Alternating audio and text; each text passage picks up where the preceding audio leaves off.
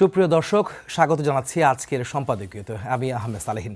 BNP মহাসচিব মির্জা ফখরুল ইসলাম আলমগীর বলেছেন, কোনো কোনো উপদেষ্টা একটি বিশেষ দলের হয়ে কাজ করছে বলে অভিযোগ পাওয়া গেছে। একই দিন জামাতে ইসলামের নেতা গোলাম পরোয়ারও অভিযোগ করেছেন, দু একজন উপদেষ্টা ও প্রশাসন গোপনে ষড়যন্ত্র করে একটি দলকে ক্ষমতায় নেয়ার জন্য চেষ্টা করছে। কিছুদিন আগে এনসিপি নেতা নাহিদ ইসলাম বলেছিলেন, ছাত্র উপদেষ্টারা সরকারে না থাকলে ৩ মাসও টিকে থাকতো না সরকার। সরকারের নিরপেক্ষতা নিয়ে এমন প্রশ্নের মধ্যেও বিএনপি মহাসচিব বলেছেন, আর কারোর জন্য অপেক্ষা নয়, এখন নির্বাচনের রাস্তায় উঠে গেছে গাড়ি। ষড়যন্ত্র ও পক্ষপাতিত্বের অভিযোগ সঙ্গে নিয়ে এই নির্বাচনী গাড়ি কি সঠিক পথে চলতে পারবে?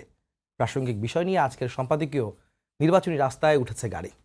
আর এইসব নিয়ে কথা বলতে আমাদের স্টুডিওতে উপস্থিত আছেন মোহাম্মদ হারুনুর রশিদ, বিএনপি চেয়ারপারসনের উপদেষ্টা, এবং নুরুল হক নূর, সভাপতি, গণ অধিকার পরিষদ।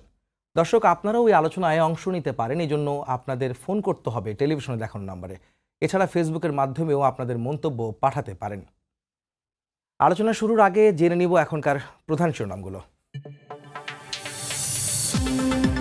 গুমের অভিযোগে 25 কর্মকর্তার মধ্যে 15 জন সেনা হেফাজতে। অপরাধের বিচারে দৃঢ় অবস্থান সেনাবাহিনীর। আইনি ব্যাখ্যা সাপেক্ষে ট্রাইব্যুনালে হাজিরের বিষয়ে সিদ্ধান্ত। জুলাই সনদ স্বাক্ষর অনুষ্ঠান 17 অক্টোবর, জানালো ডক্টর ইউনূসের কার্যালয়। উপদেষ্টাদের বিরুদ্ধে পক্ষপাতিত্বের পাল্টাপাল্টি অভিযোগ বিএনপি জামায়াতের। উপদেষ্টা নয়, দুর্নীতির কাঠামো থেকে জাতির সেফ এক্সিট দরকার। গুম খুন মুক্ত ব্যবস্থার তাগিদ উপদেষ্টাদের। জুলাই সনদের সমাধান দেখছেন বদিউল আলম। গাজামুখী যাত্রার উদ্দেশ্যই ছিল ইসরায়েলি অবরোধ ভাঙা। কারামুক্ত হয়ে দেশে ফিরে জানালেন আলোকচিত্রী শহীদুল আলম। ফিলিস্তিন মুক্ত না হওয়া পর্যন্ত লড়াইয়ের ঘোষণা।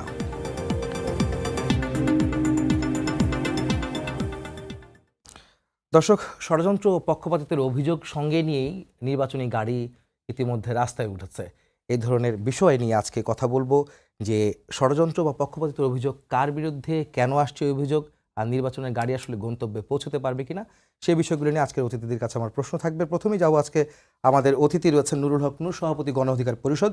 তার কাছে আমার প্রশ্ন থাকবে, নির্বাচনী গাড়ির আসলে রাস্তায় উঠেছে বলে কি আপনি মনে করেন? এটা তো অনেক আগেই প্রধান উপদেষ্টা বলেছেন। সরকারের পক্ষ থেকে বেশ জোরে সোরে বলা হচ্ছে যে তারা ফেব্রুয়ারির মধ্যে নির্বাচন দিয়ে তাদের কর্মে ফিরে যেতে চান। প্রধান উপদেষ্টার পাশাপাশি অন্যান্য উপদেষ্টারাও বলছেন এবং ইনফর্মাল আলাপে অনেকেই বলছেন। তার মধ্যে দিয়ে একটা বিষয় আমার বোধহয় আমার ব্যক্তিগত জায়গা থেকে আমিও কনভিন্সড যে সরকার সিরিয়াসলি নির্বাচনের লাইনে আছে এবং ফেব্রুয়ারির মধ্যেই ইলেকশনটা হবে। এটা প্রশাসন, সরকারের অভ্যন্তরীণ বিভিন্ন আলাপ আলোচনা সব জায়গাটা পরিষ্কার হয়ে যাচ্ছে। কারণ হচ্ছে যে তারাও বুঝতেছে, ধরেন শুরুর দিক থেকে মানুষের যে পরিস্থিতি হোক না কেন বা যে বিবেচনাই হোক না কেন, আবেগ বাস্তবতা থেকে বলছিল যে এই সরকার থাকুক না কয়েক বছর। আমরাও সত্যিকার অর্থে শুরুর দিকের একটা পজিশন ছিল, হয়তো ধরেন আমাদের রাজনৈতিক অভিজ্ঞতার ঘাটতি থাকার ফলে। কারণ এই ধরনের একটা গভর্নমেন্ট যে লং টার্ম চলতে পারে না, মানুষের সমর্থনটা যে থাকে না, এবং দেশ বিদেশি নানান জায়গা থেকে শেষ পর্যন্ত সবার একটা ইলেকটেড গভর্নমেন্টের সাথে যে কাজ করার একটা মানে আকাঙ্ক্ষা। আপনারা আসলে ওই অবস্থান থেকে ফিরে এসেছেন এবং নির্বাচিত গভর্নমেন্ট চান আসলে আপনারা। না, এটা আমরা অনেক আগেই বলেছিলাম। শুরুর দিকে আমরা বলছিলাম যে এই গভর্নমেন্ট যদি জাতীয় সরকার করে, শুরুতে বলছিলাম, তাহলে এই গভর্নমেন্ট 2 বছরের জন্য জাতীয় সরকার হতে পারে। 2 বছর আমরা কিন্তু বলেছিলাম। সেনাপ্রধান বলছিল 18 মাস। তারপর ধরেন অনেকে জাতীয় সরকার চায় নাই, তারও আগে নির্বাচন চেয়েছিল। তো শেষ পর্যন্ত এখন সমস্ত মানে আলাপ আলোচনা শেষে রাজনৈতিক ঐক্যমতের ভিত্তিতেই কিন্তু এবং সরকারের সিদ্ধান্তেই ফেব্রুয়ারিতে একটা ইলেকশন হচ্ছে। তো এইখানে আর যদি কিন্তু আছে বলে আমার মনে হচ্ছে না। কিন্তু নানা সমীকরণ তো আসছে, আসলে নানা রকমের সমস্যা দেখা যাচ্ছে। আপনাদের পক্ষ থেকে বলা হচ্ছে, রাজনীতিবিদদের পক্ষ থেকে বলা হচ্ছে পক্ষ বিপক্ষে অবস্থান রয়েছে। সেখানে কি আসলে নির্বাচনে সেই গন্তব্যে গাড়ি পৌঁছতে পারবে? আপনার মনে হয় ফেব্রুয়ারি নাগাদ নির্বাচন হবে আসলে? আমার মনে হয় যে হবে, এবং 15 তারিখ জুলাই সনদ স্বাক্ষরের কথা ছিল, সেটা 17 তারিখ করা হয়েছে। এই সনদটা স্বাক্ষর হয়ে গেলে আমার মনে হয় ফেব্রুয়ারিতে না জানুয়ারিতেও করা সম্ভব, আগায় আনতে পারে ইলেকশনটা।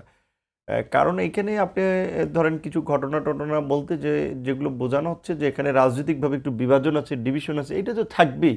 আর বাস্তবতা হচ্ছে যে দেখেন এখন বিএনপি বলেন, জামাত বলেন, গণ অধিকার, এই এনসিপির তখন তো জন্ম হয় নাই বা আরও যারা আছে সব কিন্তু তখন এন্টি আওয়ামী লীগ। একদিকে ছিল আওয়ামী লীগ ফ্যাসিবাদী শক্তি, আরেকদিকে কিন্তু এই সকল দল মিলে আওয়ামী লীগকে ঠেকাতে চেষ্টা করেছে বা আওয়ামী লীগের বিরুদ্ধে আন্দোলন করেছে। ইভেন এখনও যখনই আওয়ামী লীগ কোথাও মাথাচাড়া দিয়ে ওঠার চেষ্টা করে তখন কিন্তু আবার সব এক হয়ে যাচ্ছে। বিশেষ করে গত 29শে অগস্ট যে আপনি দেখেছেন আমাদের কার্যালয়ের সামনে আমি সহ আমাদের নেতাকর্মীর উপরে যে পুলিশ এবং সেনা সদস্যদের উচ্ছৃঙ্খল একটা অংশের, এবং মূলত এগুলো হচ্ছে নির্বাচন পেছানোটা ষড়যন্ত্র। কারণ একটা রাজনৈতিক দলের প্রধান একজন জাতীয় নেতা, তাকে আঘাত করা মানে অন্য উদ্দেশ্য থেকে আঘাত করে, যে হয়তো একটা পরিস্থিতি তৈরি করা, যে অস্থিতিশীল পরিস্থিতি হওয়া কিংবা আঘাত করে অন্যদেরকে মেসেজ দেওয়া। তো সেই ঘটনায় দেখেছেন সমস্ত রাজনৈতিক দল, আমার ক্ষেত্রে অনেকেরই আমাদের রাজনৈতিক ক্ষেত্রে বিভাজন আছে, কারো বিরুদ্ধে আমরা বলছি, কিন্তু ওইখানে দেখেন সব রাজনৈতিক দল তখন ফ্যাসিবাদী শক্তির বিরুদ্ধে এক জায়গায় এসে দাঁড়িয়েছে, কথা বলেছে। সুতরাং এই নিজেদের রাজনৈতিক আদর্শিক বা কর্মসূচি নিয়ে ভিন্ন মত আছে, কিছু বিভাজন আছে, কথার বাহাস এগুলো থাকবেই, কিন্তু আলটিমেটলি সবাই কিন্তু নির্বাচনের প্রশ্নে, বলি গণতন্ত্রের প্রশ্নে এক লাইনই আছে। না, আমি যদি বলি যে আপনি বলছিলেন যে নির্বাচনকে বাধাগ্রস্ত করবার, নির্বাচনকে পেছানোর জন্য ষড়যন্ত্র করে আসলে আপনাদের উপরে হামলা হয়েছে উদ্দেশ্যমূলকভাবে, এই ধরনের বক্তব্য আপনি এর আগেও দিয়েছেন। আসলে দেশের ভিতরে এটা কারা? আমরা জানি যে আপনারা বলেন যে রাজনীতিবিদরা ফ্যাসিবাদের দোসররা আসলে এটা করে থাকেন, ফ্যাসিবাদের শক্তির আসলে এই দেশের মধ্যে অস্থিরতা তৈরি করছে, কিন্তু কারা করছে, কাদেরকে মেনশন করতে চান আপনি আসলে? এটা পরিষ্কার যে ধরেন একদিকে যেমন রাজনীতির মাঠে পতিত স্বৈরাচারের লোকজনের কিছুটা হলেও বিভিন্ন ধরনের একটা তৎপরতা আছে, যদিও অত ভিজিবল না, দৃশ্যমান না, কিন্তু কিছুটা তৎপরতা আছে, কিন্তু যে তারা কোনো ঘটনাকে পিক করে একটা অঘটন যদি ঘটাতে পারে, যেমন মাইলস্টোনের ঘটনা আপনি দেখেছেন। মাইলস্টোনের ঘটনার পরপর ওই ছাত্রদের আন্দোলনের নামে সেটা ছাত্রলীগ, যুবলীগ, কিছু ছেলেপেলে সহ দেখা যায় সচিবালয়ে ঢুকে আপনার এই গাড়ি টাড়ি ভাঙচুর করতেছিল, সচিবালয়ে ঢুকে গ্রেফতারও করেছিল, সেন্সিটিভ জায়গায় আমাদের উপরে হামলা হয়েছে। সত্যি কথা এটা আমরা দেখি যে প্রশাসন, তো এই প্রশাসনের মধ্যে যারা আছে কিছু জায়গায় তো রদবদল হয়েছে, কিন্তু এখনও কিন্তু এই প্রশাসন আমলাতন্ত্রে কিন্তু এই ফ্যাসিবাদের সুবিধাভোগীদের একটা অংশ আছে।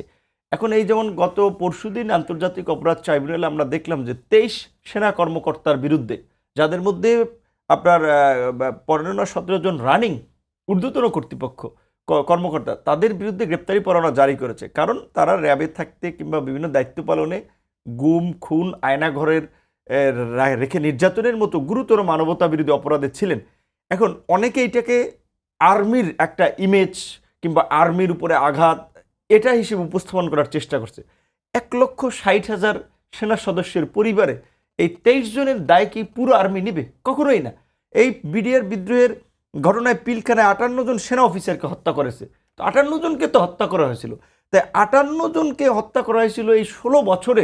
আমি তো মনে করি অন্তত 800 জন যদি ক্রাইমে জড়িত থাকে, তাও আর্মির পরিষ্কারভাবে বলা উচিত যে সেনাবাহিনী এই ধরনের কোনো অপরাধীদেরকে প্রশ্রয় দেয় না, ছাড় দেয় না, যেটা আবার আমরা সংবাদ সম্মেলনে দেখেছি। তারা কিন্তু ইতিমধ্যেই স্পষ্ট করেছে, হ্যাঁ, 15 জনকে তাদের সেনা হেফাজতে নিয়েছে।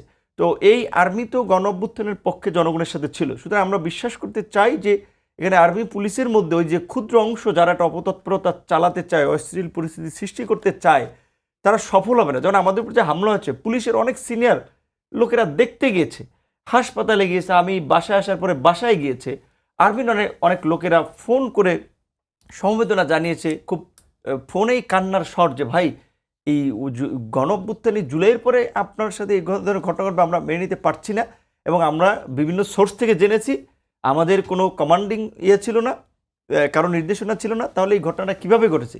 কেউ হয়তো এই ঘটনাটাকে ঘটাইয়ার একটা মানে প্রেক্ষাপট তৈরি করতে চেয়েছে, সেটা একটা বিচার বিভাগে তদন্ত হয়েছে, আর্মির ইন্টারনালিও শুনেছি যে কিছু ব্যবস্থা নিয়েছে, সেটা নেওয়া হয়ে থাকলে তো ওয়েলকাম। আমরা পরিষ্কারভাবে বলছি যে গণ অভ্যুত্থানের পরে ওই 111-এ তারেক রহমানকে টর্চারের পরে এইটা একটা বড় ঘটনা, জুলাইয়ের সময় এই ঘটনা হতে পারে না। সুতরাং এই ঘটনায় যারা জড়িত ছিল এটার একটা ফ্যাক্টস ফাইন্ডিং বের করতে হবে, কোন উদ্দেশ্য থেকে কারা জড়িত ছিল। কারণ আপনারা এই বিভিন্ন টেলিভিশনে তো দেখেছে ফুটেজগুলো, যেভাবে আমার উপরে একটা আক্রমণ করছিল, এটা একেবারেই হত্যা চেষ্টার উদ্দেশ্যে। এবং পল্টন থানার ওসি ড্রাইভার সিভিল আপনার ড্রেসে সেও এই আক্রমণের পার্ট হয়েছিল।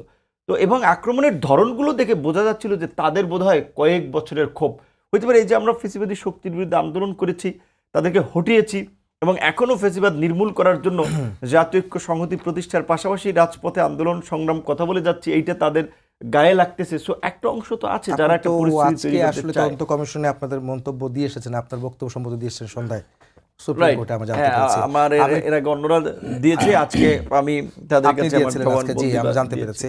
আমরা যাবো একটু হারুন ভাইয়ের কাছে। হারুন সাহেব একটু বলবেন আমাকে যে নির্বাচনী প্রসঙ্গ যখন আসছে, উনি অনেক কথা বললেন, অনেক বিষয় একটু পরিষ্কার করেছেন। নির্বাচনী গাড়ি যেটি রাস্তায় উঠেছে, নির্বাচনী রাস্তায় গাড়ি উঠেছে, সেই গাড়ির প্যাসেঞ্জার আসলে কারা হচ্ছে, কাদেরকে বাদ দিচ্ছেন আপনারা, আপনার রাজনীতিবিদরা? ধন্যবাদ আজকের সময় টেলিভিশনে আমাকে আমন্ত্রণ জানানোর জন্য, এবং আমার সহ আলোচক নূর, আমি আজকে তার উপস্থিতির জন্য আল্লাহর কাছে শুকরিয়া আদায় করছি যে একটা বড় ধরনের দুর্ঘটনা থেকে সে রক্ষা পেয়েছে। তার প্রতি আমি আমার সহানুভূতি জানাচ্ছি।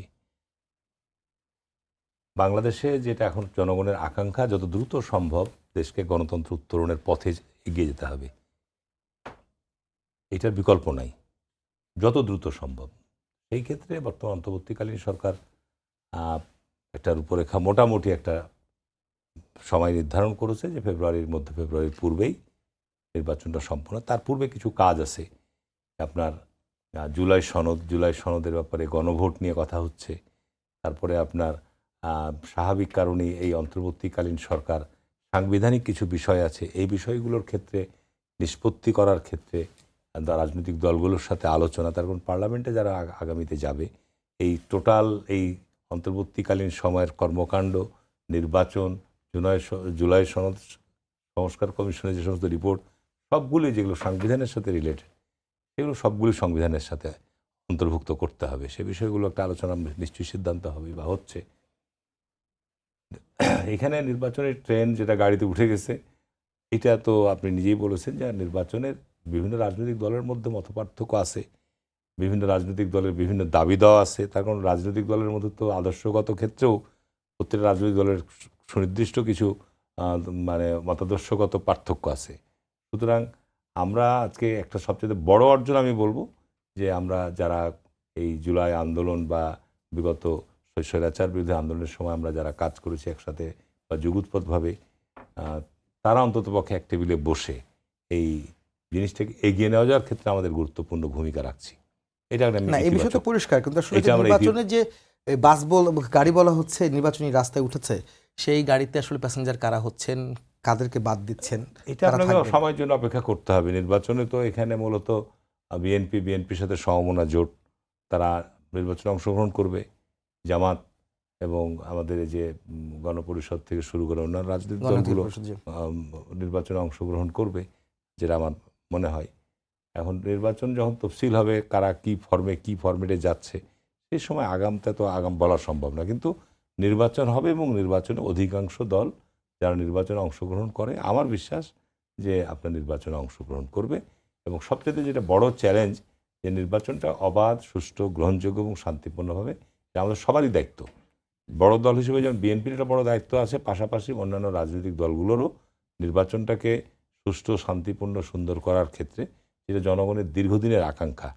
গত 2006 সালের পরেই বলা যায়, প্রায় 17-18 বছর যাবৎ এটা জনগণের ঐকান্তিক প্রত্যাশা যে একটা সুষ্ঠু, অবাধ, শান্তিপূর্ণ নির্বাচনের মধ্য দিয়ে ক্ষমতার পরিবর্তনটা আসবে। এটা যারা নির্বাচিত হবে তারা দেশ পরিচালনার দায়িত্ব পালন করবে। কারণ দেশ একটা স্থবির অবস্থার মধ্যে আছে সর্বক্ষেত্রে। আপনি ব্যবসা বাণিজ্য বলেন, আজকে ব্যাংকের সুদের হার 15, 16, 17 চলে যাচ্ছে। আপনার বিনিয়োগ নাই, কর্মসংস্থান নাই। এই সমস্ত ক্ষেত্রে একটা বড় ধরনের একটা মানে দেশের মধ্যে অস্থিরতা আরো বাড়বে, সংকট তৈরি হচ্ছে। আপনি বলছিলেন আসলে এই বক্তব্যগুলো আমরা বারবারই আপনাদের মুখ থেকে শুনি, কিন্তু আমার প্রশ্নটা আরেকটু যদি আমি আরেকটা প্রশ্নে যাই, সেটি হচ্ছে যে আপনি বলছেন যে জনগণ চায় সুষ্ঠু, সুন্দর, নিরপেক্ষ নির্বাচন, যেটা আপনারাও রাজনৈতিক দলগুলো চান, যারা আসলে নির্বাচনের আকাঙ্ক্ষায় 15 বছর 17 বছর আন্দোলন করেছেন। কিন্তু আজকে আপনাদের দলের বিএনপি মহাসচিব মির্জা ফখরুল ইসলাম আলমগীর তিনি বলেছেন যে কেউ কোনো দলের জন্য পক্ষপাতিত্ব করছে নির্বাচনের জন্য, এবং জামাতের পক্ষ থেকেও কিন্তু বলা হচ্ছে একটি দলকে ক্ষমতায় নিয়ে যাওয়ার জন্য উপদেষ্টাদের পক্ষ থেকে কেউ কাজ করছে, পক্ষপাতিত্ব করছে। আসলে দুইটি অভিযোগও কিন্তু দুইটি রাজনৈতিক দলের পক্ষ থেকে আসছে। দুইটি রাজনৈতিক দলের পক্ষ থেকে আসার পরে সরকারের দিকে ইঙ্গিত করা হচ্ছে, এই সরকারের অধীনে কি সুষ্ঠু নির্বাচন সম্ভব, বা সরকারকে আসলে পক্ষপাতিত্ব করছে? দেখেন, একটা জিনিস কি, যে আমরা 50 বছর থেকে আমাদের রাজনৈতিক দলসমূহের মধ্যে যে অনাস্থার প্রধানতম কারণ, আমি একটা টেলিভিশন টক শোতে বলেছিলাম যে তত্ত্বাবধায়ক সরকার নিয়ে 172 দিন হরতাল হয়েছে, জাতীয় সম্পদ ব্যাপক ক্ষয়ক্ষতি হয়েছে, প্রাণহানি ঘটেছে, কিন্তু এই তত্ত্বাবধায়ক সরকার ব্যবস্থা কি আমাদের সমাধান এনে দিয়েছে? আনে নাই। তত্ত্বাবধায়ক সরকার ব্যবস্থা বিতর্কিত হয়েছে। মানুষ তো, এবং আমাদের দেশের আপনি সমস্ত মানুষই বিভাজিত। আপনি নিরপেক্ষ মানুষ আপনি খুঁজে পাবেন না। আপনি যদি আজকে একটা নিরপেক্ষ কথা বলেন, সেই কথাটা যদি বিএনপির পক্ষে যায়, তাহলে সে যদি বিএনপি নাও করে, তাহলে তাকে আপনি ট্যাগ দিবেন যে বিএনপির লোক। তাহলে আবার আপনার যদি কথা কি বলবো যে ডক্টর ইউনূস নিরপেক্ষ নয়? যে কারণে যে না, আমি কে নিরপেক্ষ নয়, আমি তো এই উত্তর আমি আপনাকে দিতে পারবো না। যে বিষয়টা অভিযোগটা আসছে, যারা দায়িত্ব পালন করছে তারা তো মানুষ, ঠিক আছে না? এখন আপনি এই অন্তর্বর্তীকালীন সরকার ক্ষমতায় আসার পর যখন বিভিন্ন ক্ষেত্রে পদায়ন বা বিভিন্ন জায়গা, গুরুত্বপূর্ণ জায়গাগুলোতে দায়িত্ব অর্পণ করা হয়েছে, সেই ক্ষেত্রে অধিকাংশ ক্ষেত্রেই তো আপনার প্রশাসনের বা বিভিন্ন সেক্টরে যারা বিএনপি জামাত সমর্থক তারাই তো বিভিন্ন জায়গায় পদায়ন পেয়েছে।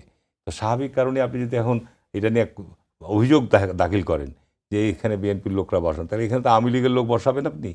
এখন বহু জায়গায় আওয়ামী লীগের লোক বসে আছে, বহু অধিদপ্তর বলেন, সচিবালয় বলেন। তার কারণ বাংলাদেশে পুলিশ বলেন, সর্বত্রই, সেনাবাহিনীর মধ্যেও বলেন, সেনাবাহিনী 15 বছর যে শাসনের মধ্যে ছিল, আজকে একটা রায় হয়েছে বা একটা আপনার গত পরশুদিন যেটা আপনার আমাদের ট্রাইব্যুনাল থেকে যে আপনার সিদ্ধান্ত এসছে, যারা গুম এবং বিচার বহির্ভূত হত্যাকাণ্ডের সঙ্গে জড়িত আরও লোক আছে। এইটা জনগণের সারা বাংলাদেশের এইটার একটা অন্যতম প্রত্যাশা, এবং আমরা খুব হতাশার মধ্যে ছিলাম। সবচেয়ে বেশি গুম এবং বিচার বহির্ভূত হত্যাকাণ্ডের শিকার হয়েছে বিএনপি দলের লোকরা, এবং আমরা এখনো পর্যন্ত বিচার পাইনি। প্রায় সরকারের 14 মাস চলে গেছে, আমরা কোনো যাতে মামলাও করতে পারিনি। গুম কমিশনে আমরা অভিযোগ দাখিল করেছি, এবং আমরা এখন পর্যন্ত যে রাজনৈতিক দল হিসাবে যারা গুমের শিকার হয়েছে, যারা বিচার বহির্ভূত হত্যাকাণ্ডের শিকার হয়েছে, তাদের কিন্তু আমরা জবাবদিহি করতে পারিনি। অন্তত পক্ষে এই ঘটনার মধ্য দিয়ে আমরা বলতে পারছি যে অন্তত পক্ষে একটা পদক্ষেপ শুরু হয়েছে, এবং নিঃসন্দেহে আপনার র্যাব এবং ডিজিএফের লোকরা সবচেয়ে বেশি বিচার বহির্ভূত হত্যাকাণ্ড এবং যারা ওই দায়িত্বে ছিল এই সংস্থার জায়গা থেকে সবচেয়ে বেশি গুম এবং বিচারিত হত্যাকাণ্ড বা আয়নাঘর, এগুলোর সাথে তারা জড়িত। এরপরে আসছে পুলিশ। তো সুতরাং এখনও কিন্তু দৃশ্যমান সর্বোচ্চ জায়গা সেনাবাহিনীর জায়গা থেকে এটা নিয়ে বিভিন্ন রকমভাবে বলা হচ্ছে। সেনাবাহিনী তো আপনার ধরেন যে বিভিন্ন সময় বিভিন্ন পরিবর্তনের প্রেক্ষাপটের সময় বহু সেনা কর্মকর্তার অবসরে পাঠানো হয়েছে, চাকরিচ্যুত হয়েছে, স্বাভাবিক প্রক্রিয়া। তো সুতরাং এই ধরনের গুরুতর মানবাধিকার অপরাধ যারা করেছে, তারা কি জাতি তাদের বিচার করবে না? অবশ্যই বিচার হবে। আমি তো মনে করি যে আপনার সামনের দিনে সরকারের এইটা একটা বড় চ্যালেঞ্জ, যে সামনে আপনার যারা এই গুম এবং বিচারপতি হত্যাকাণ্ডের সঙ্গে জড়িত, সে যে সংস্থারই লোক হোক না কেন, যত বড় ব্যক্তি হোক না কেন, তাকে বিচারের আওতায় আনতে হবে, নাহলে আপনি দেশ ভালো করতে পারবেন না। তাহলে ভবিষ্যতেও আপনার এই ধরনের প্রতিষ্ঠানগুলো মানুষের আপনার অধিকার হরণ করবে, এবং গুম এবং বিচার হত্যাকাণ্ডের ধারা এটা অব্যাহত রাখবে। যে সরকারের ক্ষমতা থাকবে তাদেরকে এই বদনাম আপনার বহন করতে হবে। সুতরাং এটার ব্যাপারে আমি মনে করি, যেটা আজকে উপদেষ্টারাও বলেছে, যে আমাদের গুম এবং বিবাহিত সংস্কৃতি থেকে মুক্ত করতে হবে। এটা বড় চ্যালেঞ্জ। দুর্নীতি থেকে দুর্নীতির ব্যাপারেও বলেছে যে আমাদের রাজনৈতিক দলের জায়গা থেকে এটাও একটা বড় ঘোষণা থাকতে হবে যে আগামীতে যারাই সরকার আসুক না, যে দলেরই হোক না কেন, দুর্নীতির ব্যাপারে জিরো টলারেন্স। আপনি মুখে শুধু বললে হবে না, এটা শেখ হাসিনাও বলেছে, কিন্তু আসলেই তাই। তো সুতরাং এটাও কিন্তু একটা বিরাট বড় চ্যালেঞ্জ।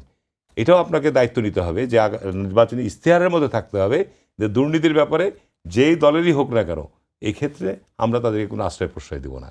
তাহলে আমি মনে করি যে আমরা যে গণতন্ত্রের উত্তরণের স্বপ্ন দেখছি, বা জুলাই পরিবর্তনে যে মানুষের আকাঙ্ক্ষা, বৈষম্য মুক্ত বাংলাদেশ, গণতান্ত্রিক সমাজ বিনির্মাণের যে আকাঙ্ক্ষা, সেই ক্ষেত্রে আমরা কিন্তু এগিয়ে যেতে পারবো। আর নাহলে আবার আমরা হোঁচট খাবো যদি আমরা ওই জায়গাগুলো যদি আমরা। বক্তব্যটা শুনছিলেন, আপনি কি পরিষ্কার বিষয়টা? সেটা হচ্ছে যে বিএনপি এবং জামাত দুটি দলই আসলে অভিযোগ করেছে উপদেষ্টা পরিষদের বিরুদ্ধে আর কি, কয়েকজন উপদেষ্টা পক্ষপাতিত্ব করছেন নির্বাচনে। আপনি কি মনে করেন যে এরকম কোন উপদেষ্টা আসলে পক্ষপাতিত্ব করছেন, তারা কোনো পক্ষ নিয়েছে, কোনো দলকে ক্ষমতা নিতে চান?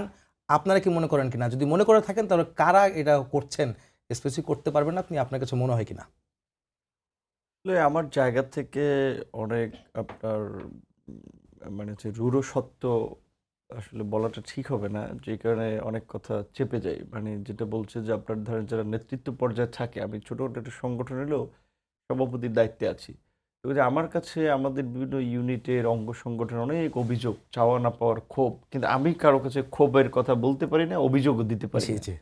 তো এখন এই সরকারের বিভিন্ন কর্মকাণ্ডে আমাদেরকে ডাকা হয়, মতামত নেওয়া হয়, যখন মিটিং হয়, দেশবাসী দেখে, তো তারা মনে করে যে এখানে তাহলে বিএনপি, জামাত, গণ অধিকার, এনসিপি এরকম যারা যারা যাচ্ছে এরাই সরকারকে চালাচ্ছে, পরামর্শ দিচ্ছে। কিন্তু আমাদের কথা কতটুকু সরকার শুনে, আর আমরা সেখানে গিয়ে যা বলে আসি সেটা কতটুকু বাস্তবায়ন করে সেটা যদি মানুষের সামনে বলি, তাহলে তো আসলে মানে অনেক কিছুই সরকার সম্পর্কে মানুষের ধারণা হবে। তো যেই কারণে অনেক কথা বলি না, এই কারণে যে গণ অভ্যুত্থান পরবর্তী একটা অন্তর্বর্তীকালীন সরকার গঠিত হয়েছে, সেটা নিশ্চয়ই গণ অভ্যুত্থানের সকল শক্তির সমর্থন নিয়ে গঠিত হয়েছে। যদিও উপদেষ্টা পরিষদ শুরুর দিকে কি প্রক্রিয়া কি গঠিত হয়েছে সেটি আমরা সরাসরি সম্পৃক্ত না থাকলেও আমরা সমর্থন দিয়েছি ওই বিবেচনায় যে অভ্যুত্থান পরবর্তীতে তারা এই চেতনায়, এই স্পিরিটের আলোকে রাষ্ট্র পরিচালনা করবে। কারণ আর আমরা এখন অভ্যুত্থানের পক্ষের শক্তি সমূহ, সেটা বিএনপি হোক, জামাত হোক, আমরা সবাই মিলে আলাপ আলোচনা করব, আমরা কথা বলবো কিভাবে আমরা একটা জবাবদিহিতামূলক প্রশাসন গড়ে তুলতে পারি, কিভাবে একটা জনগণের কাছে দায়বদ্ধ প্রশাসন আমরা গড়ে তুলতে পারি, কিভাবে রাজনীতিতে একটা পরিবর্তন আনতে পারি। আমাদের রাজনীতিতে যে দুর্নীতি এবং দুর্বৃত্তায়নের দুষ্ট চক্র দীর্ঘদিন ধরে ঘুরপাক খাচ্ছে, সেখানে কিভাবে এই দুর্বৃত্তদেরকে আমরা রাজনীতি থেকে দূরে রাখতে পারি, একটা ভালো ভালো মানুষের সুযোগ তৈরি করে দিতে পারি। আমার সেটা আমরা কিন্তু প্রশ্নটা ছিল হচ্ছে যে কে বা কারা, কোন উপদেষ্টারা আসলে পক্ষপাতিত্ব করছে, কোন দলের প্রতি না সেটা বলছি, এখন পক্ষপাতিত্ব করছে সেটা আমরা রাজনৈতিকভাবে পারিনি, সরকারের সাথে আমরা পারিনি। এখন উপদেষ্টা পরিষদের গঠনে সাম্প্রতিক নাহিদের বক্তব্য এবং অন্যান্য ছাত্র নেতৃবৃন্দের বক্তব্য, বিএনপি নেতাদের বক্তব্য, জামাতের বক্তব্য তো একটা পরিষ্কার, আমরা মানুষেরা পরিষ্কারভাবে বুঝতে পারে উপদেষ্টা আছে এখানে বিএনপি মনোনীত, জামাত মনোনীত, এনসিপি মনোনীত, আর কোনো দল মনোনীত উপদেষ্টা নাই আমার জানা মতে। অন্যান্য তো আরও অনেক রাজনৈতিক দল আছে, যাদের মনোনীত আছে তারাও ভাগ বাটোয়ারা। আবার মাহফুজ আলম তথ্য উপদেষ্টা যে কিছুদিন আগে বলছিল সচিবালয়ে যে আমলাদের বিভিন্ন পদ পদবি, অফিস আদালত, দপ্তর বিএনপি জামাতের আমলারা ভাগ বাটোয়ারা করে নিয়েছে। তো এখন এই ভাগ বাটোয়ারা মাহফুজ আলমেরা অভ্যুত্থানের শক্তি হয়ে তারা কেন হতে দিল? তারাও ইন্টারেস্ট নিয়েছে, ভাগ নিয়েছে। তো এখন এই ভাগ বাটোয়ারা কম পড়েছে, এখন তারা একজনের কথা আরেকজনে বলছে। তো এখন এইটা বলতে গিয়ে তো তারা বলা চলে নিজেদেরকেও ছোট করছে এবং পরিবেশটাকে কিন্তু কলুষিত করে তুলছে। হারুন ভাই যেটা বলেছে যে এখন আমাদের নির্বাচন হওয়া উচিত, আমরা নানান রকমের বিভাজন সত্ত্বেও জুলাই সনদ বাস্তবায়নের পক্ষে শেষ পর্যন্ত এক জায়গায় আসতে পারছি, পজিটিভ। তো এখন যদি বিএনপি সন্দেহ করে যে জামাতের পন্থী উপদেষ্টারা জামাতকে বিভিন্নভাবে প্যাট্রোনাইজ করছে, ক্ষমতায় নেওয়ার জন্য চেষ্টা করছে, জামাত যদি অভিযোগ করে বিএনপিকে বেশি সুবিধা দিচ্ছে, এনসিপি আবার কম পেয়ে তারা বলছে যে বিএনপি জামাত বেশি পাচ্ছে, আমরা পাচ্ছি না। যেমন দেখেছেন জাতিসংঘের সাধারণ পরিষদে বিএনপি, জামাত এবং এনসিপিকে নিয়েছে। ধরেন বিএনপিকে নিয়েছে, বিএনপি একটা বড় রাজনৈতিক দল, একাধিকবার রাষ্ট্র ক্ষমতায় ছিল, তাদের অভিজ্ঞতায় সরকারের প্রয়োজন আছে। জামাতের সেই রকমের অবস্থানটা ছিল না, এনসিপির তো নিবন্ধনই নেই, তারপরে তো তাদেরকে নিয়ে গেছে। এখন অন্য রাজনৈতিক দলগুলো হয়তো গণ অভ্যুত্থানের কথা চিন্তা করে, এই মুহূর্তে দেশের কথা প্রেক্ষাপট চিন্তা করে আন্দোলন সংগ্রাম করে নাই, প্রতিবাদ জানায় নেই। তো কিন্তু তারপরেও যদি এই তিন দলের মধ্যে এই সংকট চলতে থাকে, তাহলে তো আপনার শুরুর আলোচনায় মানে যেতে হবে যে তাহলে তো নির্বাচন নিয়ে একটা সংকট তৈরি হতে পারে। তো আমরা এই মুহূর্তে চাই না যে তারা এই ধরনের একটা সংকট তৈরি করুক। এবং এই মুহূর্তে প্রশাসনে যারা আছেন, এই যে আর্মি অফিসার, পুলিশের যাদেরকে আপনার বিচারের কাঠগড়ায় দাঁড় করানো হচ্ছে, এইটা তো একটা মেসেজ যে কেউ যদি এইভাবে অন্ধভাবে দলের পারপাস সার্ভ করতে গিয়ে জনগণের বিরুদ্ধে অবস্থান নেয়, হোক সে যত বড় শক্তিধর, দুদিন আগে পরে অবস্থান নেবে। কাজেই সরকারি চাকরি করে যদি কেউ নিজেকে বিএনপি প্রমাণ করতে চায়, জামাত প্রমাণ করতে চায়, আমি মনে করি তাদের চাকরি থেকে সরে যাওয়া উচিত। ঠিক একইভাবে উপদেষ্টা পরিষদে এটা ঠিক, অবশ্যই এখানে পক্ষপাতদুষ্ট উপদেষ্টা আছে, বিএনপিপন্থী, জামাতপন্থী, এনসিপিপন্থী, আর কারো পন্থী উপদেষ্টা নাই। এখন তাদের মধ্যে তো প্রতিযোগিতা থাকতে পারে যে তারা কাউকে ক্ষমতায় আনবে, কাউকে কিছু সিটে জিতিয়ে আনবেন। সেই জায়গা থেকে বলছি যে এখন সরকারের, এই জন্য আমি অনেকদিন ধরে বলছি, কয়েকদিন ধরে বলছি যে এই উপদেষ্টা পরিষদের পুনর্গঠন ছাড়া আমরা যে একটা নির্বাচন চাই, এটা অবাধ, সুষ্ঠু, গ্রহণযোগ্য নির্বাচন, কিংবা ডক্টর ইউনূস যেটা চান যে একটা ভালো নির্বাচন, তিনি তার শুরুর দিকে যেটা বলেছেন, সেই নির্বাচন সম্ভব হবে না। উপদেষ্টা পরিষদের অবশ্যই পুনর্গঠন করতে হবে। যেসব উপদেষ্টারা পক্ষপাতদুষ্ট ভূমিকায়, তাদেরকে সরাতে হবে। এখন কারা পক্ষপাতদুষ্ট ভূমিকা পাবলিকলি এখন আমি বলতে চাই না, এটা অভ্যন্তরীণভাবে রাজনৈতিক আলোচনায় বলতে চাই, সরকারের সাথে আলোচনায় বলতে চাই। পরিষ্কার, কিন্তু আমি আরেকটি বিষয়, চলমান একটি বিষয় নিয়ে আসতে চাই। জাতীয় পার্টির আজকে কর্মী সভায় পুলিশের সঙ্গে সংঘর্ষ জড়িয়েছে নেতা কর্মীরা, এবং সেটি আপনারা দেখতে পেয়েছেন এবং আপনারা বলছেন সুষ্ঠু নির্বাচন চান, অংশগ্রহণমূলক নির্বাচন চান। সেখানে আপনাদের একটি বক্তব্য আছে জাতীয় পার্টিকে নিষিদ্ধ করতে হবে আওয়ামী লীগের দোসর হিসেবে। কিন্তু কথা হচ্ছে যে আজকে জাতীয় পার্টি নিষিদ্ধ নয়, তাদের নিবন্ধন স্থগিত হয়নি, তারপরও তার একটা নিবন্ধিত দল হিসেবে আজকে তারা কর্মী সভা করতে চেয়েছিল। পুলিশ কেন তাদেরকে বাধা দিল, কেন তাদেরকে দাঁড়াতে দিল না, এবং তারাও কেন সেই অভিযোগ করলো বা একটা হামলার ঘটনা ঘটলো, সেই বিষয়টা যদি আমাকে বলেন যে অংশগ্রহণমূলক নির্বাচন নিশ্চিত করতে গেলে কি এই ধরনের বিষয়গুলো কি আবার সেই শেখ হাসিনা বা সেই ফ্যাসিবাদের বিষয়গুলো কি আবার সামনে আসছে না? আসলে এখানে গণ অভ্যুত্থানের পরবর্তী সময়ে আওয়ামী লীগের কার্যক্রম নিষিদ্ধ হয়েছে, আওয়ামী লীগের নেতাদের বিচার হচ্ছে, এবং এই গণ অভ্যুত্থানের সময় ফ্যাসিস্ট সরকারের প্রধানমন্ত্রী শেখ হাসিনা পালিয়ে গিয়েছেন। তো সেখানে সরি আপনি একটু চেষ্টা বন্ধ করতে পারেন, সমস্যা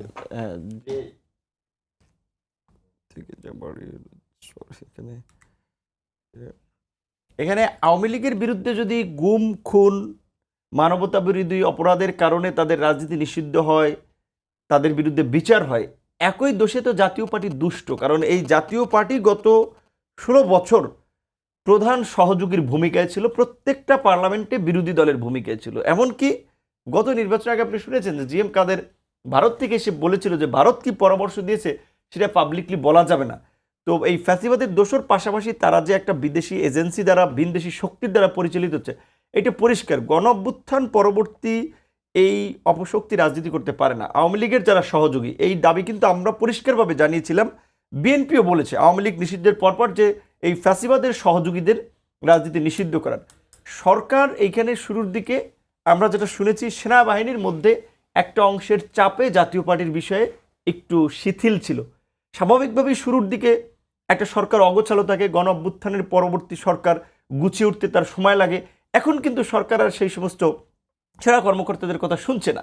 আজকে জাতীয় পার্টি এই যে কর্মী সমাবেশ ডাক দিয়েছে, আমরা দেখেছি সোশ্যাল মিডিয়াতে সারা দেশ থেকে নেতাকর্মীদের এনেছে, এবং তাদের সাথে আওয়ামী লীগের নেতাকর্মীরাও এসে জড়ো হওয়ার প্ল্যান ছিল। এবং একদিকে আপনি দেখেন শাহবাগের আপনার আউটসোর্সিং কর্মকর্তাদের আন্দোলন ছিল, প্রেস ক্লাবের নোয়াখালী বিভাগের দাবিতে আন্দোলন, আর এইদিকে জাতীয় পার্টি এই প্রস্তুতি নিচ্ছিল সারা দেশ থেকে নেতাকর্মীদের দিয়ে আনা। এইখানে বেইলি রোড সচিবালয় গুরুত্বপূর্ণ জায়গা, এইখান থেকে যদি কিছু লোক মিছিল টিছিল নিয়ে অস্ত্র নিয়ে যদি সচিবালয় দিয়ে যাত্রা শুরু করতো, বেইলি রোডে মন্ত্রীপাড়া ঘেরাওটেরাও শুরু করতো, কি পরিস্থিতি হতো। কাজেই এই যে আমরা বারবার যেটা বলছি যে ফেসিবাদী শক্তির একেবারে নির্মূল হয় নাই, প্রশাসনে একটা অংশ আছে তাদেরকে শেল্টার দিয়ে তাদের পছন্দের নেত্রী দলকে সেগুলোকে রেখে কি আগামী নির্বাচন সুষ্ঠু হবে? না, অবশ্যই এখানে জাতীয় পার্টি ছাড়া অনেক দল আছে না বাংলাদেশে। এখন প্রায় এই আওয়ামী লীগের দোসর ছাড়াও প্রায় 40 থেকে 45টা নিবন্ধিত দল আছে। আজকে বিএনপি একদিকে, জামাত একদিকে, ইসলামী আন্দোলন একদিকে, আমরা, এনসিপি, কত রাজনৈতিক দল। সুতরাং এখন স্বাভাবিকভাবেই এখানে তো এই খেলায় আপনার পরাজিতদের অংশ নেওয়ার তো সুযোগ নাই। যারা জয়ী হয়েছে তারাই আগামীর খেলার মাঠ নির্ধারণ করবে। সেখানে জয়ী যারা হয়েছে তারা বিভিন্ন গ্রুপে বিভক্ত হয়ে খেলছে, সেখানে পরাজিত শক্তির খেলার সুযোগ নেই। এবং জাতীয় পার্টিকে এতদিন ধরে যে সুযোগ দিয়েছে, ওই যে আমি বলছি মির্জা ফখরুল সাহেব যেটা বলছে, জামাতের আমির বলেছে, সরকারের একটা অংশ যেমন বিভিন্ন দলের পক্ষে কাজ করছে, ফ্যাসিবাদকে ব্যাক করানোর জন্য কাজ করছে, তারাই জিএম কাদেরকে গ্রেপ্তার করায় নাই, নির্দেশনা দেয়নি। আজকে এই স্বরাষ্ট্র মন্ত্রণালয়ে পুলিশ যে ভূমিকা নিয়েছে সেজন্য তাদেরকে সাধুবাদ জানায়। এবং এই ডিসি মাসুদ যে রমনার জোনের যে সাহসী ভূমিকা পালন করেছে, 64 জেলার ডিসিদেরকে এই মাসুদ সাহেবকে অনুসরণ করা উচিত, তার মতো সাহসী ভূমিকায় থাকা উচিত। এই গণ অভ্যুত্থানের পর আমরা দেখেছি মাসুদ সাহেব এই এলাকায় এই যে কোনো ধরনের মুভমেন্টের ক্ষেত্রে একটা ভালো ভূমিকা নেন। ডিসিরা যদি এই ভূমিকা অবতীর্ণ হয় তাহলে জেলা পর্যায়ে কথা বলতে চাই হারুনের সাথে। হারুন ভাই, একটু বলবেন জুলাই সনদ দিয়ে যে স্বাক্ষর হতে যাচ্ছে 15 তারিখের পরবর্তীতে আবার 17 তারিখে দেওয়া হচ্ছে, এই মাসেটি চলবে, আপনারা কি মনে করেন বাস্তবায়ন এটা সম্ভব এবং এই কোনো সংকট তৈরি হবে না? একই সঙ্গে এর ভবিষ্যৎ কি দেখছেন? আপনারা তো গণভোট চাচ্ছেন, যেদিন ভোট হবে, ইলেকশন হবে, জাতীয় নির্বাচন হবে, সেদিন আপনারা গণভোট চাচ্ছেন, কিন্তু অনেকে চাচ্ছে যে তার আগেই গণভোটটা করা যায় জুলাই সনদ বাস্তবায়নের ক্ষেত্রে। আপনার কি সেই অবস্থানে অনড়? আর সরকারও তো চাচ্ছে যে খুব শীঘ্রই জুলাই সনদে স্বাক্ষরের যে গণভোটটি সেটি হয়তো খুব শীঘ্রই সেই একটি ডেট তারা দিবেন। যদি আগে দেয় আপনারা কিন্তু দ্বিমত করবেন কিনা? না, এখানে তো আপনার সরকার ইতিমধ্যেই আপনাদের আলাপ আলোচনা সমাপ্ত হয়ে গেছে এবং গণভোট নিয়ে কথা চলছে। রাজনৈতিক দলসমূহ আপনার ধরেন যে একটা ঐক্যমতের জায়গায় এসছে। গণভোটের সময় নিয়ে একটা বিতর্ক ছিল যে গণভোট আমরা বিএনপির জায়গা থেকে বা বিএনপি সমমনা দলগুলোর জায়গা থেকে বলা হচ্ছে যে নির্বাচনে একই দিনে করার জন্য, আবার অন্যান্য রাজনৈতিক কমিশনার দল বলছে বলছে খরচ কম হবে। যে অন্য সময় করার জন্য। দুটো জিনিস আমি আপনাকে বলি যে যেহেতু গণভোটের ব্যাপারে আমরা সব একমত, অতীতে বাংলাদেশে 3টা গণভোট হয়েছে। আপনার জেনারেল জিয়ার সময় হয়েছে, আমাদের প্রেসিডেন্ট জিয়াউর রহমানের সময়, আমাদের জেনারেল এরশাদের সময় হয়েছে, এবং বেগম খালেদা জিয়ার সময়। ওইটা ছিল অ্যাবসলিউটলি আপনার সাংবিধানিক আপনার সিদ্ধান্তের জন্যে। তো আর ওই দুটো ছিল সামরিক আইনের যে সমস্ত ফরমান জারি হয়েছে সেই সমস্ত। আর আপনার 111-এর সময় এই যে 2 বছর তারা 3 মাসের অন্তর্বর্তীকালীন বা তত্ত্বাবধায়ক সরকার যে 2 বছর সময় পার করেছে, সেটা কিন্তু শেখ হাসিনাকে ওই কর্মকাণ্ডেরও আপনার ত্রয়োদশ সংশোধনীর মাধ্যমে তারপরে আপনার দিতে হয়েছে, মানে তাদেরকে রেটিফাই, তাদেরকে ওই সময়ের কর্মকাণ্ডের বৈধতা দান করতে হয়েছে। বাংলাদেশে আসলে আমরা একটা যুদ্ধ অবস্থার মধ্য দিয়ে আমরা সময় পার করছি, একদম 71-এর পর থেকে বলবো। তো সুতরাং এইখানে সাংবিধানিক বিশেষজ্ঞ যারা আছে, এখানে অনেকগুলো সাংবিধানিক বিষয় আছে, তার কারণ আপনি এখন সংবিধানের আওতায় আপনি ওথ নিয়েছেন, আপনি সংবিধানকে সংরক্ষণ বা করবেন, সেগুলো আপনি ওথ নিয়েছেন, উপদেষ্টা, প্রধান উপদেষ্টা, সকল উপদেষ্টারাই, ঠিক আছে না? তাহলে এইখানে সংবিধানের মধ্যে তো আপনার এই অন্তর্বর্তীকালীন সরকারের কোনো প্রভিশন নাই, দ্বিতীয়ত গণভোটের কোনো প্রভিশন নাই। এগুলো সবগুলোই কিন্তু আগামীতে জাতীয় সংসদে আপনাকে নিয়ে আসতে হবে। এখন বলা যায় কি গণভোটে আপনার অনীহা আছে? যেহেতু না গণভোটে অনীহা, তো এখানে গণভোটের প্রতি একমত। একটা জিনিস আপনাকে বুঝতে হবে যে বিষয়গুলো আমরা তো এখন তো গণমাধ্যম এত বেশি সচল, আপনি যদি আগে ভোট করেন, যেমন জিয়াউর রহমানের সময় আপনার যে ভোট হয়েছে তার ভোটের 98% কাস্টিং রেটের মধ্যে আপনার হ্যাঁ ভোট পড়েছিল 88%। এখন আপনি এই ইস্যুতে, এত জটিল ইস্যু, 84টা দফা, এই সাধারণ ভোটাররা, গ্রামের মফস্বলের এসব ভোটাররা এ ধারে কাছেও এই সম্পর্কে অবগত না, অবহিতই না, তারা এসব সম্পর্কে জানেই না, বুঝবেও না, ঠিক আছে না? তা আপনি আমাদের সময় আমি শেষ করে দিচ্ছি। আপনি যদি গণভোটটা আগে করতে চান, তো উপস্থিতির পার্সেন্টেজ নিয়ে প্রশ্ন আসবে। সেখানে যদি মাত্র 10-20% প্রশ্ন আসে, 100% ভোটারের মধ্যে মাত্র 20% উপস্থিতি হলো, আপনি কি অ্যারেঞ্জ গণভোট করবেন? দেখাবেন যে এখানে আমার শতকরা 90% সেটা সম্ভব নয়। আবার যদি আপনি ভোটের দিন করেন, তাহলে সেখানে পার্সেন্টেজ কিন্তু ভোটের কাস্টিং রেট যা থাকবে একই রকম। এই বিষয়গুলো খরচের একটা ব্যাপার আছে। এই কারণে সেটা হচ্ছে জুলাই সনদ বাস্তবায়ন নিয়ে আসলে আপনারা কি দেখছেন যে গণভোট আসলে কবে হলে ভালো হয়, নির্বাচনের দিন না বা আগে? এটা আসলে যখনই হোক রাজনৈতিক ঐক্যমতের ভিত্তিতে হতে হবে। এখন এটা ঠিক যে 2টা ভোট করা ফেব্রুয়ারিতে ন্যাশনাল ইলেকশনের খুব চ্যালেঞ্জিং, সেই ক্ষেত্রে একসাথে করা গেলে ভালো, তবে সেইখানে রাজনৈতিক একটা ঐক্যমত লাগবে। আর এটা নিয়ে অলরেডি বোধহয় ঐক্যমতে পৌঁছেছে, যতটুকু বাকি আছে ওইটুকু আশা করি 17ই এই আপনার অক্টোবরের আগে হয়ে যাবে, এটা নিয়ে আর বিরোধ থাকবে না। আমরা আশাবাদী আসলে সবকিছু মিলে ঐক্যমত্য হোক এবং সামনে একটি জুলাই সনদের মাধ্যমে একটি সংসদ বা সরকার গঠিত হোক, নিরপেক্ষ নির্বাচনের মাধ্যমে জনগণের সরকার গঠিত হোক, সেটা সবার প্রত্যাশা। তো আজকের মতো শেষ করছি, সবাইকে ধন্যবাদ জানিয়ে শেষ করছি আজকের সম্পাদকীয়। আগামীকাল আবার দেখা হবে একই সময়। শুভরাত্রি।